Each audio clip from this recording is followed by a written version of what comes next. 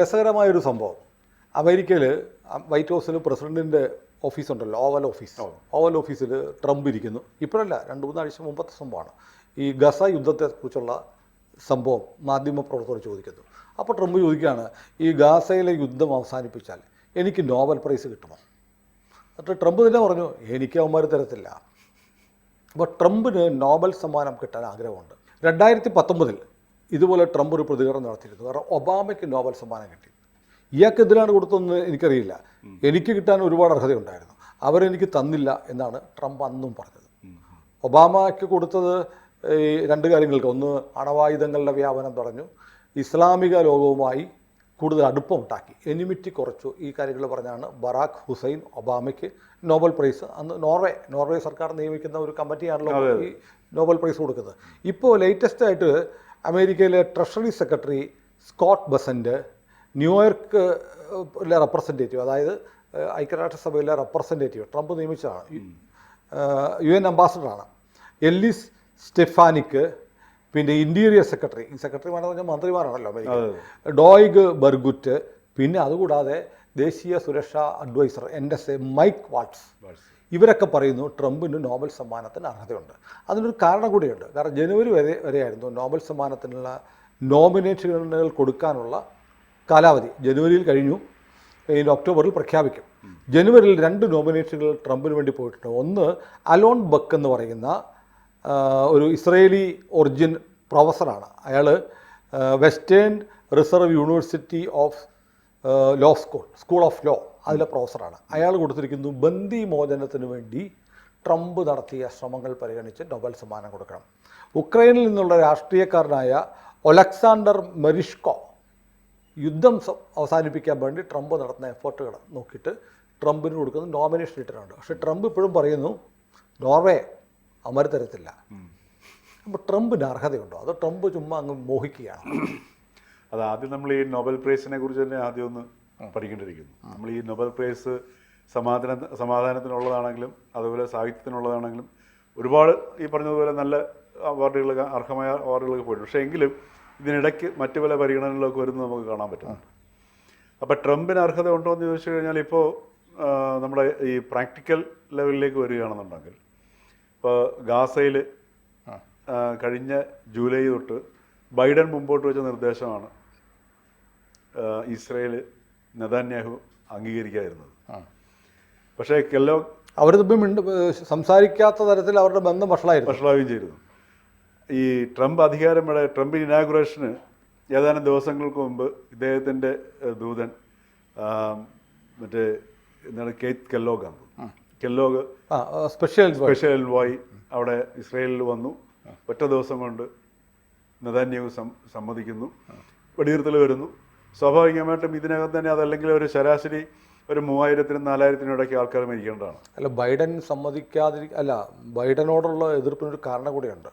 റഫായിലായിരുന്നു ഇവരുടെ എല്ലാ ഭീകരന്മാരും ഉണ്ടായിരുന്നു, അണ്ടർഗ്രൗണ്ട് കമാൻഡൊക്കെ ഉണ്ടായിരുന്നു. ഇത് തകർക്കാൻ വേണ്ടി ബങ്കർ ബസ്റ്റർ ബോംബുകൾ നെതന്യാഹു ചോദിച്ചു, ബൈഡൻ കൊടുത്തില്ല. റഫ ആക്രമിക്കാൻ ബൈഡൻ അനുവദിച്ചില്ല. അപ്പോൾ നമ്മുടെ കേരളത്തിൽ പോലും സിനിമാടന്മാരൊക്കെ വന്നിട്ട് ഓൾ ഐസ് ഓൺ റഫ എന്ന് പറഞ്ഞ് വലിയ കാമ്പയിനൊക്കെ നടത്തി. പക്ഷേ അവസാനം അവർ അടിച്ചു തകർത്തു. ഇന്ത്യ പോലും ആ സമയത്ത് ആയുധം കൊടുത്തു. നമ്മുടെ ബറാക്ക് മിസൈലുകൾ അവിടെ നിന്ന് പതിച്ചത് കിട്ടിയിട്ടുണ്ടെന്ന് പറഞ്ഞ് അൽ ജസീറ ഒരു വീഡിയോ ചെയ്തിരുന്നു. അപ്പോൾ അതാണ് ഇവർ തമ്മിലുള്ള ശത്രുതയ്ക്ക് കാരണം. അതെ, അപ്പോൾ അങ്ങനൊരു സാഹചര്യമുണ്ട്. അപ്പോൾ ആ ഒരു ഇത് നോക്കുകയാണെന്നുണ്ടെങ്കിൽ ഇപ്പോൾ ഗാസയിൽ വെടിനിർത്തലുണ്ടായി, അതേപോലെ ബന്ദികളെ മോചിപ്പിച്ചു തുടങ്ങി. ഇനിയും ബന്ദികൾ മോചിപ്പിക്കപ്പെടാനുണ്ട്. അതേപോലെ ബന്ദികളും 30ഓളം ശവശരീരങ്ങളും കിട്ടാനുണ്ടെന്നാണ് പറയുന്നത്. പിന്നീട് നമ്മൾ ശ്രദ്ധിക്കേണ്ട സംഗതി, ഈ ട്രംപ് അധികാരത്തിലേറിയ അന്ന് മുതൽ ഇദ്ദേഹം എല്ലാ ദിവസവും വാർത്തയാണ്. മാത്രമല്ല, നമ്മുടെ ഈ അമേരിക്കൻ പ്രസിഡന്റ് എന്നുള്ളത് മറ്റേത് നമ്മൾ വളരെ ഓർണമെന്റലായിട്ടൊക്കെയാണല്ലോ കണ്ടുകൊണ്ടിരുന്നത്. ഇതിപ്പോൾ നമ്മളുടെ ഒരു മുനിസിപ്പൽ ചെയർമാൻ പോലും ഇത്രയധികം പത്രക്കാരെ കാണത്തില്ല. അതെ, എല്ലാ ദിവസവും മാധ്യമ പ്രവർത്തകരെ കാണാം. മാത്രമല്ല, അമേരിക്കൻ പ്രസിഡന്റ് എന്നുള്ളത് ആർക്കും കയറി ചെല്ലാവുന്ന ഒരു അധികാര സ്ഥലമാണെന്നുള്ളൊരു ഒരു ധാരണ ട്രംപ് ഉണ്ടാക്കിയിട്ടുണ്ട്. അത് നല്ലതോ ഗുണമോ എന്നുള്ള ചരിത്രം വിലയിരുത്തേണ്ട സംഗതിയാണ്. ആക്സസിബിൾ ആണ്. കാര്യം വളരെ കാഷ്വലായിട്ടിരുന്നാണ് സംസാരിക്കുന്നത്. മാത്രമല്ല, ഇപ്പോൾ കഴിഞ്ഞ സെലൻസ്കിയും അതേപോലെ തന്നെ ഇമാനുവൽ മാക്രോണും കീർ സ്റ്റാമറും ബ്രിട്ടീഷ് പ്രധാനമന്ത്രി കീർ സ്റ്റാമറുമായിട്ടൊക്കെ ഉള്ള ഡിസ്കഷൻ നമ്മൾ പണ്ടിങ്ങനെ ഓരോ രാഷ്ട്ര നേതാക്കന്മാർ പോയിട്ട് സംസാരിച്ചു എന്ന് ഇന്നതൊക്കെ സംസാരിച്ചു എന്ന് കരുതപ്പെടുന്നു എന്ന് മാത്രമേ നമ്മൾ വായിച്ചിരുന്നുള്ളൂ. അതെ, ഇത് ലൈവായിട്ട് കാണുക, ഇത് ലൈവായിട്ട് കാണുകയാണ് ചെയ്യുന്നത്. അതൊക്കെ ഒരു പുത്തൻ എക്സ്പീരിയൻസ് ആണ്. കാരണം സെലൻസ്കി എങ്ങനെ ബിഹേവ് ചെയ്തു, ട്രംപ് നിലപാടെടുത്തു, അതേപോലെ തന്നെ എങ്ങനെയാണ് ഒരു സെലൻസ്കി കുഴപ്പത്തിലായ നിമിഷത്തിൽ അല്ലെങ്കിൽ ഒരു ഇമോഷണൽ സിറ്റുവേഷൻ വന്നപ്പോൾ അയാളുടെ കയ്യിൽ നിന്ന് നിയന്ത്രണം പോയത്, മാക്രോൺ എങ്ങനെയാണ് വളരെ തന്ത്രപരമായിട്ട് ട്രംപിൻ്റെ കയ്യിൽ പിടിച്ചിട്ട് ആ സിറ്റുവേഷൻ ഡീൽ ചെയ്ത്, ഇതൊക്കെ നമ്മൾ കാണുകയാണ് ചെയ്തത്. അതേപോലെ കെയർ സ്റ്റാമർ എങ്ങനെയാണ് ഒരു ചിരിയിൽ JD വിൻസിൻ്റെ ചോദ്യത്തിനെ ഒതുക്കി വിട്ടത്. അപ്പോൾ ഇങ്ങനെയൊക്കെയുള്ള ഒരുപാട് പുത്തൻ അനുഭവങ്ങളും നമുക്ക് കിട്ടുന്നുണ്ട് ഈ രാഷ്ട്രങ്ങൾ തമ്മിലുള്ള തലവന്മാർ തമ്മിലുള്ള ഇടപെടലിൻ്റെ.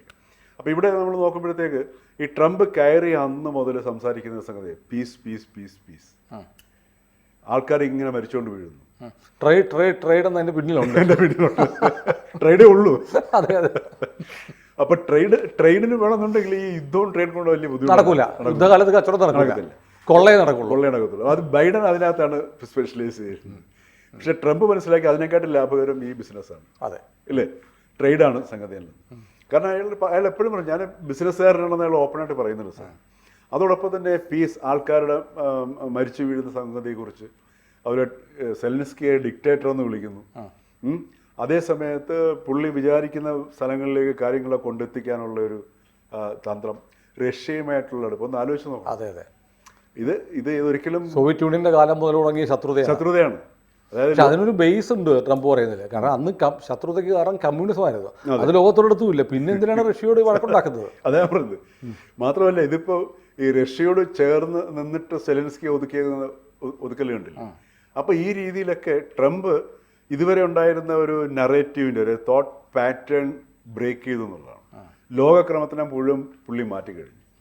ഇപ്പോൾ നാറ്റോ രണ്ടായിട്ട് ഓൾമോസ്റ്റ് ഒരു നാറ്റോയിൽ ഉണ്ടെങ്കിൽ പോലും യൂറോപ്പും അമേരിക്കയും ഏതാണ്ട് ഇത് പറയുമ്പോൾ ഒരു സംഭവം ഉണ്ടായി. ഈ നോർവേയുടെ പോർട്ടിലേക്ക് US-ന്റെ ഒരു സബ്മറീൻ വന്നു മിനിഞ്ഞാന്ന്. അവർക്ക് ഫ്യൂവൽ വേണമായിരുന്നു. നാറ്റോ മെമ്പറാണ് നോർവേ, നോർവേ കൊടുത്തില്ല. അങ്ങനെ ഒരു സംഭവം ഉണ്ട്. അതെ. അപ്പോൾ ഇങ്ങനെയൊക്കെയുള്ള ഒരുപാട് ഇക്വേഷൻസ് നടക്കുന്നുണ്ട് സാർ. അപ്പം നോർവേ ഇപ്പോൾ സ്വാഭാവികമായിട്ടും ഈ മറ്റേ നൊബേൽ പ്രൈസ് കമ്മിറ്റി എനിക്ക് തോന്നുന്നില്ല ട്രംപിനെ പരിഗണിക്കുന്നു. തോന്നുന്നു ട്രംപ് പറയുന്നുണ്ട്. അതെ, ട്രംപ് പറയുന്നുണ്ടെന്ന് മാത്രമല്ല, ഇത് പറഞ്ഞപ്പോൾ പെട്ടെന്ന് ഞാൻ ഓർക്കുകയാണ്. ഇപ്പോൾ ഞാൻ ഇങ്ങനെ ആലോചിക്കായിരുന്നു, മിനിഞ്ഞാന്നൊരു ചിത്രം കണ്ടു. അതായത് ഓവൽ ഓഫീസിൽ ട്രംപ് ഇരിക്കുന്നു, ട്രംപിനോട് ചേർന്ന് തോളത്ത് കൈയിട്ട പോലെ നിൽക്കുന്നു കുറച്ച് പേര്. ആരാന്തറിയോ? മോചിപ്പിക്കപ്പെട്ട ബന്ദികളാണ്. അവരെ അടുത്ത് നിർത്തിയിട്ട് അവരുടെ സങ്കടം കേൾക്കുന്നു. എന്നിട്ട് അവിടെ ഇരുന്ന് പുള്ളി ശുഭിതനായിട്ട് പറയുന്നു, മര്യാദയ്ക്ക് എല്ലാത്തിനെയും വിട്ടേക്കണം, ഇപ്പം തന്നെ ഒന്നിച്ച് വിടണം, ഇല്ലെങ്കിൽ ഞാൻ ശരിയാക്കും എന്നൊരു സ്റ്റേറ്റ്മെന്റ് മിനിഞ്ഞാന്ന് പറഞ്ഞു. അതെ, അദ്ദേഹം പറയുന്നത് ഇത് നമുക്കൊരു പുത്തൻ അനുഭവമാണ്. കാര്യം അമേരിക്ക, കാരണം ഈ ട്രംപ് എന്താണെന്നുള്ളത് സാധാരണ ഇപ്പോൾ അമേരിക്കൻ പ്രസിഡന്റുമാർ എന്താണെന്നുള്ളതിൻ്റെ യഥാർത്ഥ റിയൽ സെൽഫ് എന്താണെന്നുള്ളത് ഒരിക്കലും നമ്മൾ കാണുന്നില്ല. പക്ഷെ ഇവിടെ ട്രംപിൻ്റെ കേസിൽ ആകെ ഉള്ളൊരു വലിയ പ്ലസ് പോയിന്റ് എന്ന് വെച്ച് കഴിഞ്ഞാൽ പുള്ളി ട്രാൻസ്പെറൻ്റ് ആണ്. ഉമ്മൻചാണ്ടി പണ്ട് ചെയ്ത പോലെ അല്ലേ, മുഖ്യമന്ത്രിയുടെ ഓഫീസ് ലൈവായിട്ട് കാണിക്കുമെന്ന് പറഞ്ഞ പോലെയാണ്. അതെ, ഇത് മാത്രമല്ല പുള്ളിയുടെ വികാരങ്ങൾ പോലും മറച്ചു വയ്ക്കുന്നില്ല, ഒന്നും മറക്കുന്നില്ല. തെറി പറയേണ്ടടുത്ത് തെറി പറയും. അതെ. അതുപോലെ തന്നെ ഇന്നലെ സുനിത വില്യംസിനെ കുറിച്ചും സുനിത വില്യംസിന് മുടിയിരിക്കുന്നതിനെ കുറിച്ചും അവർ തമ്മിൽ അവിടെ വെച്ചിട്ട് അടുപ്പത്തിൽ മറ്റേ ബിഷ്മൂറും തമ്മിൽ അവർ ചിലപ്പോൾ ഒരു പക്ഷേ ഭയങ്കര അങ്ങോട്ടും ഇങ്ങോട്ടും സ്നേഹിക്കുന്നുണ്ടാവും എന്നൊക്കെ വരെ പറയുന്നതൊക്കെ. എന്നാലും പറഞ്ഞു മസ്കെ എത്രയും പെട്ടെന്ന് പോയി, ബൈഡൻ വിചാരിച്ചിട്ട് 9 ദിവസത്തേക്ക് പറഞ്ഞു വിട്ടതാണ്, ഇപ്പോൾ 9 മാസമായി, എത്രയും പെട്ടെന്ന് മസ്ക് ഇത് പോയി കൊണ്ടുവരണം എന്ന് പറഞ്ഞു. അപ്പോൾ ഈ രീതിയിലേക്ക് ഒരു എന്താണ് പറയുക, നമ്മളെയൊക്കെ ഈ നാട്ടിൻപുറത്തൊക്കെ ഉള്ള ചില കൊച്ചു വർത്താനം ഉണ്ടല്ലോ, കാരണവന്മാർ ഈ അത്യാവശ്യം. പക്ഷെ അതൊരു പുതിയ കൾച്ചറല്ലേ, ഇങ്ങനൊരു ഇരുമ്പ് പറയൊന്നും വേണ്ട, ആളുകൾ അറിയട്ടത്. അല്ലാതെ പുതിയൊരു കൾച്ചറാണ്. അതാണ് ഞാൻ പറയുന്നത്. ഇപ്പോഴാണ് നമ്മൾ പല സാധനങ്ങളും കാണുന്നത്. ഇപ്പോൾ അമേരിക്കൻ പ്രസിഡന്റ് എന്ന്, പക്ഷേ അതേ സമയത്ത് തന്നെ ട്രംപിൻ്റെ കയ്യിലേക്ക് അധികാരം ഇരിക്കുന്നത് നമ്മൾ വളരെ ശക്തമായിട്ട് കാണും. അതാണ് വെറുതെ ഒന്നുമില്ലാത്തവൻ്റെ ഒരു കോമാളിത്തരമല്ല. അയാൾ അധികാരത്തെ ശരിക്ക് പ്രയോഗിക്കുകയും ചെയ്യുന്നുണ്ട് അവിടെ. ഇപ്പം തന്നെ സെലൻസ്കിയെ പറഞ്ഞു വിട്ടു, വിതിൻ അവേഴ്സ് ഡിസിഷൻ എടുക്കുകയാണ്. ഇയാളുടെ പല ഡിസിഷൻസും കോടതിയിലൊക്കെ പിന്നെ ചോദ്യം ചെയ്യപ്പെട്ട് സ്റ്റേ ചെയ്യപ്പെടുന്നുണ്ടെങ്കിലും ഇയാൾ ഡിസിഷൻ എടുത്തെടുത്തെടുത്ത് പോവുകയാണ് ചെയ്യുന്നത്. അപ്പോൾ ഈ പുറത്ത് കാണിക്കുന്ന കോമളത്തരങ്ങളും മറ്റ് സംഗതികളും ഒരു ഭ്രാന്ത നടപടികളൊക്കെ ആണെങ്കിലും പുള്ളി അമേരിക്ക അതിൻ്റെ പവർ എന്നുള്ളൊരു സാധനം അത് കൂടുതൽ എസ്റ്റാബ്ലിഷ് ചെയ്യുകയും അത് അതിനകത്ത് ഈ പറഞ്ഞ പോലെ അതിനകത്തൊരു പുള്ളി ഒരു പീസ് അതല്ലെങ്കിൽ ശാന്തമായ ഭാവം കാണിക്കുന്നില്ല. പക്ഷേ ഈ നോബൽ പ്രൈസ് കിട്ടുമെന്നൊക്കെ ഉള്ളത് പുള്ളിക്ക് ആഗ്രഹമുണ്ടോ? വലിയ ആഗ്രഹമുണ്ടോ? മാത്രമല്ല ഇപ്പം നോർവേ മറ്റേ സബ്മറൈനും ഫ്യൂൽ കൊടുത്തില്ലെന്ന് പറഞ്ഞില്ലേ. അപ്പോൾ അത് സ്വാഭാവികമായിട്ടും അടുത്ത പാഠം നോർവേ പഠിപ്പിക്കാനുള്ള. ഞാൻ അപ്പോഴത്തേക്ക് എടുത്ത് നോക്കി നാറ്റോയിലെ കോൺട്രിബ്യൂഷൻ നോക്കി. $860 ബില്യൺ നാറ്റോയ്ക്ക് വേണ്ടിയിട്ട് US കൊടുക്കുന്നത്. ഏറ്റവും വലിയ ഹ്യൂജ്, എല്ലാവരും കൊടുക്കുന്നതിൻ്റെ 100 ഇരട്ടി കൊടുക്കുന്നുണ്ട്. 8 ബില്യനാണ് നോർവേയുടെ കോൺട്രിബ്യൂഷൻ. അതെ. അപ്പോൾ സ്വാഭാവികമായിട്ടും ഈ പറഞ്ഞതുപോലെ എനിക്ക് ഇപ്പോൾ ഉള്ളൊരു സംശയം എന്ന് പറഞ്ഞു കഴിഞ്ഞാൽ ഈ ഒരു നോർവേയുടെ ഈ നിലപാട് അതോടൊപ്പം ട്രംപിൻ്റെ ഈ ആഗ്രഹം അത് ചിലപ്പോൾ ഒരു പക്ഷേ ട്രംപ് എങ്ങനെയെങ്കിലും സാധിച്ചെടുക്കുന്നു. ഒരു ഡീലാവും അല്ലേ? ഡീലാവും. ഇപ്പം നോർവേ ഏതെങ്കിലും രീതിയിൽ, ഇപ്പം നോർവേയെ പോലെ അല്ലെങ്കിൽ ഇതിനാ UK പോലും അമേരിക്കയുടെ മുമ്പിൽ പേടിച്ച് നിൽക്കുകയാണ്. അല്ല, UK കയ്യിൽ ഒന്നുമില്ല.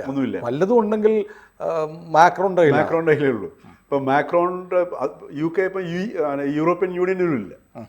അപ്പോൾ അമേരിക്കയുടെ ഔദാര്യമില്ല, UK നിലനിൽപ്പില്ലാത്തൊരവസ്ഥ. അമേരിക്കയുടെ ഒരു ദാസ്യ വേഷത്തിൽ നിൽക്കാനേ പറ്റും. അതെ. അപ്പോൾ ഈ ഒരു ഘട്ടത്തിൽ ഈ നോർവേയെ വേണമെങ്കിൽ വളരെ ഈസി ആയിട്ട്, അപ്പോൾ ട്രംപ് നേരിട്ട് ഇടപെടേണ്ട ആവശ്യമൊന്നുമില്ല. വളരെ ഏതെങ്കിലും ഒരു ചെറിയ അദ്ദേഹത്തിൻ്റെ ഒരു പവർ ബ്രോക്കർ വഴി. അതാണ് ഇത്രയും press secretary, treasury secretary, national adviser ഇവരെല്ലാം പറയുന്നു ട്രംപിന് കിട്ടണം എന്ന് പറയുന്ന സാധനം. അതൊരു മെസ്സേജ് ആയിരിക്കും അവർ. പക്ഷേ നോർവേ തീർച്ചയായിട്ടും ഇപ്പം അടുത്ത ആഴ്ച ഡീല് വരുവാണെന്നുണ്ടെങ്കിൽ, ഇപ്പം യുക്രൈൻ റഷ്യ വാർ അവസാനിക്കുകയാണെന്നുണ്ടെങ്കിൽ അത് ചരിത്രത്തിലെ ഏറ്റവും വലിയൊരു നേട്ടമായിട്ട് എടുത്ത് കാണിക്കുകയും ചെയ്യാം. അതെ.